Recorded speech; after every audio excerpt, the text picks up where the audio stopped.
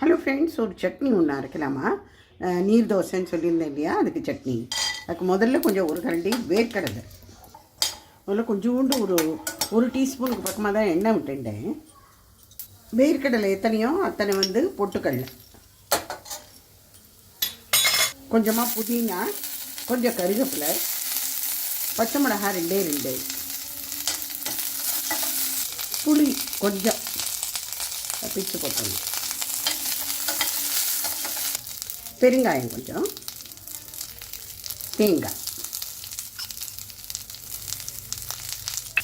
தேங்காயை போட்டுவிட்டு அதிகம் வறுக்க வேண்டாம். ஒரு 2 பேர்த்தை பரட்டிட்டு சுவிட்ச் ஆஃப் பண்ணலாம். இப்போ இதை ஜலம் ஊற்றி அரைச்சிடலாம். உப்பு போட்டுடலாம். அப்புறம் இதில் ஒரு சீக்ரெட் இன்க்ரீடியண்ட்டு, சாம்பார் வெங்காயமாக இருந்தால் 2 வெங்காயம் போகிறோம்.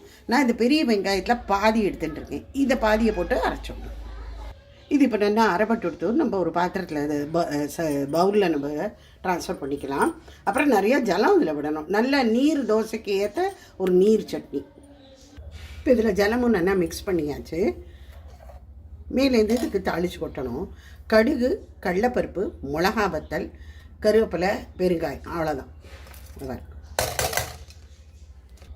இது தோசைக்கு தொட்டுக்க ரொம்ப பிரமாதமான ஒரு சட்னி. இப்போ நம்ம நீர் தோசைக்கு அரைச்சிக்கலாம்.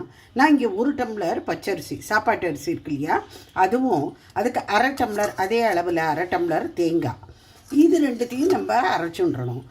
ஒரு 5-6 ஹவர்ஸ் தானே ஊறணும். இது ஊறின அரிசி நான் இங்கே களைஞ்சி ரெடியாக எடுத்து வச்சுட்டுருக்கேன். இந்த தேங்காயோட நம்ம இப்போ அரைச்சிட போகிறோம். இந்த தேங்காயும் போட்டு அரைச்சிடலாம். நல்லா ஜலம் விட்டுக்கலாம். இதில் இப்போ தேவையான அளவு உப்பு போட்டு கரைச்சி வச்சுடலாம். நல்ல ஜலமாக இருக்கணும். இது இப்போ கொஞ்சம் திக்காக தான் இருக்குது. இதில் இன்னும் கொஞ்சம் நல்லா ஜலத்தை விட்டு நம்ம கரைச்சிக்கலாம்.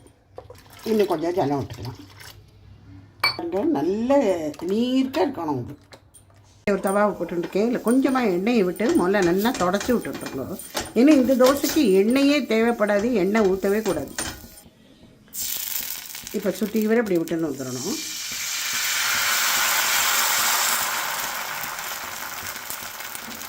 இது ஓரமெல்லாம் பாருங்க, தானே தூக்கிடணும். அப்படி டக்குன்னு எடுத்துக்கணும். இது ஒரு பக்கம்தான் போடுவேன். அதான்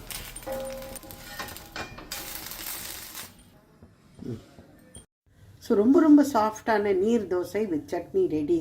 இது பார்க்குறதுக்கு அப்படியே நான் ஏற்கனவே சொன்னேன்ல, ஒரு ஹேண்ட்கர்ச்சிப் மாதிரி தான் இருக்கும்.